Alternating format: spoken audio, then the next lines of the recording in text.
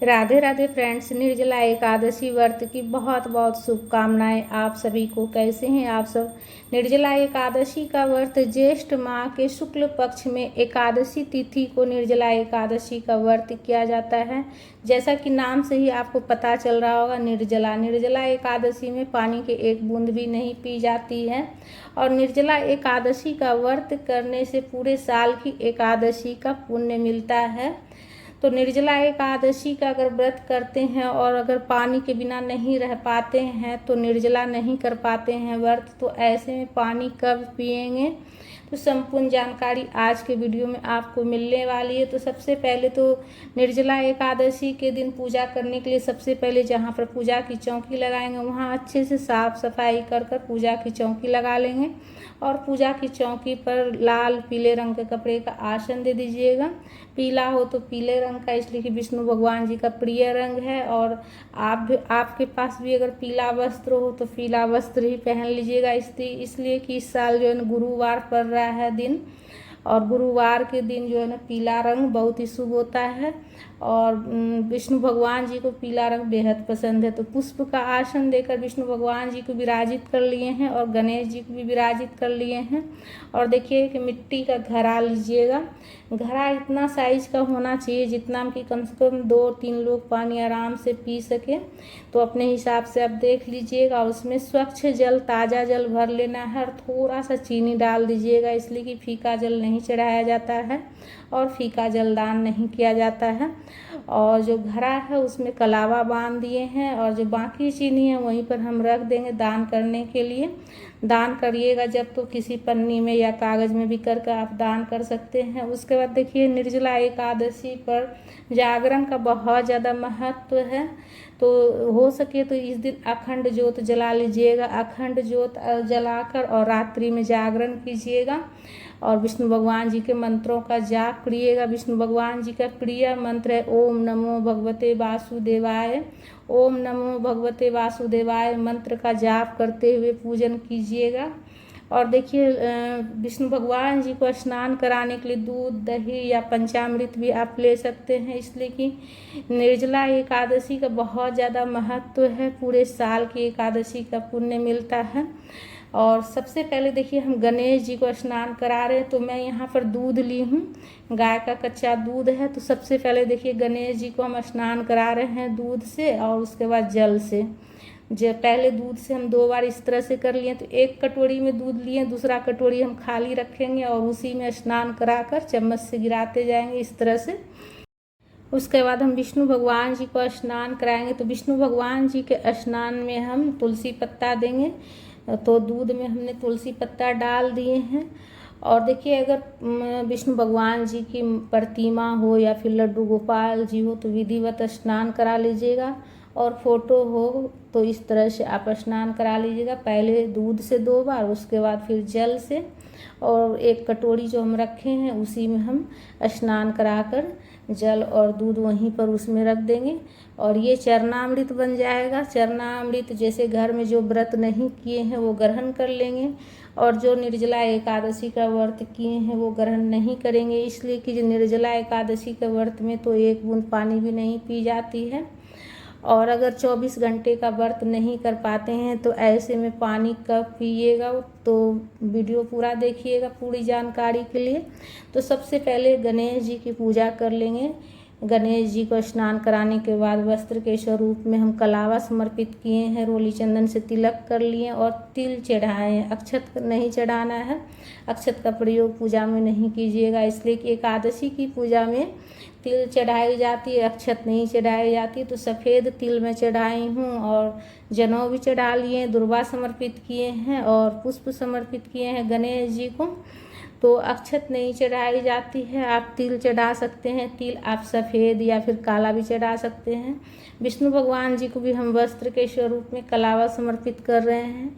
वस्त्र हो तो वस्त्र भी समर्पित कर सकते हैं, या फिर सरल विधि से वस्त्र के स्वरूप में कलावा समर्पित कर सकते हैं। उसके बाद जनेऊ समर्पित कर लेंगे हम विष्णु भगवान जी को। पीला वाला चंदन से तिलक कर लेंगे विष्णु भगवान जी को।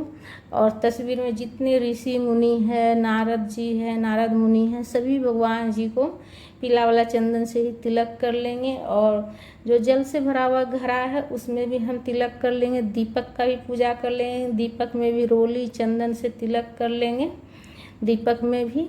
और उसके बाद तिल चढ़ा लेंगे। तो देखिए तिल जरूर चढ़ाइएगा, एकादशी की पूजा में जो है तिल चढ़ाई जाती है। तिल आप कोई भी चढ़ा सकते हैं, सफ़ेद भी या फिर काला भी चढ़ा सकते हैं। तो कोई भी तिल हो चढ़ा लीजिएगा, लेकिन अक्षत नहीं चढ़ाइएगा। उसके बाद जो भी फूल हो माला हो चढ़ा लीजिएगा। पुष्प समर्पित कर लेंगे विष्णु भगवान जी को। और दीपक में भी हम पुष्प समर्पित करेंगे विष्णु भगवान जी को। तुलसी पत्ता ज़रूर से चढ़ाइएगा। तुलसी पत्ता के आप माला भी गूँथ कर चढ़ा सकते हैं, लेकिन इस बात का ध्यान रखिएगा कि एकादशी के एक दिन पहले ही तुलसी पत्ता तोड़ कर रख लीजिएगा, इसलिए कि एकादशी के दिन तुलसी पत्ता नहीं तोड़ी जाती है। और पंखा का भी दान किया जाता है, तो अगर पंखा का दान कीजिएगा तो पूजा के पास ही वहीं पर रख लीजिएगा, इसलिए कि निर्जला एकादशी पर जो है ना पंखा का दान, जल से भरा हुआ घड़ा का दान, इन चीज़ों का विशेष रूप से दान किया जाता है। वस्त्र का दान, तो वस्त्र में देखिए आप धोती गमछा जो दान करना चाहे कर सकते हैं, या फिर 1.25 मीटर आधा मीटर कपड़ा भी लेकर दान कर सकते हैं। कम से कम मतलब 1.25 मीटर ले लीजिएगा, जिससे कि कुछ काम में आए जिसको आप दान कीजिएगा। तो पंडित ब्राह्मण को दान किया जाता है, ठीक है। और जैसे कि सीजन का जो नया फल है खरबूजा तरबूज, ये सब चीज़ चढ़ाई जाती है पूजा में और दान कर दी जाती है। तो धूप प्रज्वलित करके धूप भी दिखा लेंगे। उसके बाद भोग समर्पित कर रहे हैं गणेश जी को। सबसे पहले हम जल का भोग लगाए हैं, और बतासा है, ड्राई फ्रूट है, मूंगफली का दाना है। तो फल का, मिठाई का, जैसे मीठा में आप दूध से बना हुआ कोई मिठाई का भी भोग लगा सकते हैं। अन्न का भोग इस दिन नहीं लगाया जाता है, तो अन्न का भोग नहीं लगाइएगा। दूध से जैसे आप कोई मिठाई तैयार कीजिएगा घर पर तो भोग लगा सकते हैं। विष्णु भगवान जी को भी भोग समर्पित कर लिए हैं। ड्राई फ्रूट का भोग भी आप समर्पित कर सकते हैं। मिश्री बतासा चढ़ा सकते हैं। दूध दही माखन मिश्री भी चढ़ा सकते हैं। और विष्णु भगवान जी के भोग में तुलसी पत्ता देंगे। और देखिए कैरी चढ़ाई जाती है इस दिन पूजा में, कच्ची कैरी चढ़ाई जाती है। विशेष रूप से जो होती है ना इस दिन पूजा में कच्ची कैरी चढ़ाई जाती है, कच्चा आम चढ़ाया जाता है। और पका हुआ भी आम चढ़ा सकते हैं। तो विष्णु भगवान जी के भोग में तुलसी पत्ता दे दिए हैं, और उसके बाद हाथ में पुष्प और तुलसी पत्ता लेकर हम कथा पढ़ लेंगे, इसलिए कि हमारा व्रत और पूजन तभी पूर्ण होता है जब हम कथा पढ़ते हैं या फिर सुनते हैं। तो निर्जला एकादशी की कथा पढ़ लीजिएगा, या फिर कथा की पुस्तक नहीं हो तो कथा सुन लीजिएगा।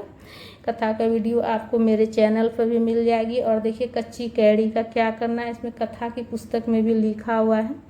तो कच्ची कैरी देखिए इस दिन जो है ना जीभ के नीचे रखी जाती है। कच्ची कैरी का सागर लिया जाता है, ठीक है। उसके बाद फिर निकाल दिया जाता है मुंह में, और जो कैरी का जो पानी आता है मुंह में वो घोटा नहीं जाता है। पूजा में कुछ दक्षिणा रखेंगे, इसलिए कि हमारी पूजा में कुछ कमी रहती है, तो दक्षिणा रखने से उसकी पूर्ति हो जाती है। बाद में ये दक्षिणा दान कर देंगे। जब घड़ा का दान करेंगे, जिन चीज़ों का भी दान करना चाहते हैं उन चीज़ों का दान करेंगे, तो उसके साथ दक्षिणा भी दान कर देंगे। किसी पंडित ब्राह्मण को दान की जाती है। उसके बाद कपूर प्रज्वलित करके आरती कर लेंगे प्रेम पूर्वक। इस दिन आप चाहे तो छोटा सा हवन भी कर सकते हैं, ठीक है। इसलिए कि निर्जला एकादशी है तो छोटा सा आप हवन भी कर सकते हैं। तुलसी की लकड़ियों से हवन कर सकते हैं। तुलसी का बाती बनाकर दीप दान कर सकते हैं, ठीक है। इसलिए कि साल का सबसे बड़ा एकादशी है, तो तुलसी की बाती बनाकर भी दीप दान कर सकते हैं। दीप दान सुबह अगर नहीं कर पाए तो शाम में इसी चौकी पर फिर दीप दान कर लीजिएगा।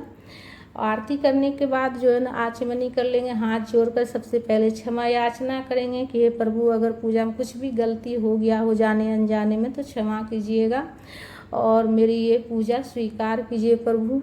और आप अपनी जो भी मनोकामना रहेगा वो प्रभु से कहेंगे। पूजा करने के बाद घड़ा का दान, जो भी चीज़ आप पूजा में रखिएगा दान करने के लिए, घड़ा हो गया, वस्त्र हो गया, पंखा हो गया, फल हो गया, तो इन चीज़ों का दान दक्षिणा सहित जो है ना किसी पंडित ब्राह्मण को दान कर देना है।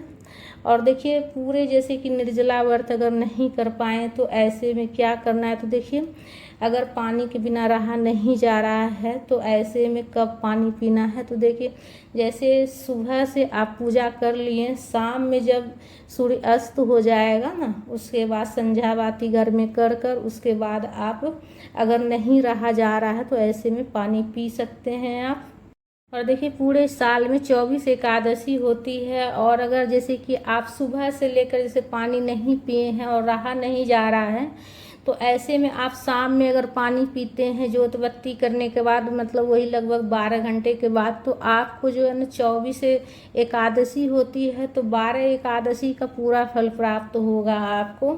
और उसके बाद जैसे आप जल पी लीजिएगा तो देखिए 12 एकादशी का पूरा फल प्राप्त होगा। और जो 12 एकादशी है, जैसे आप जल पी लिए, कुछ फ्रूट खा लिए, तो उसका भी आपको पुण्य मिलेगा।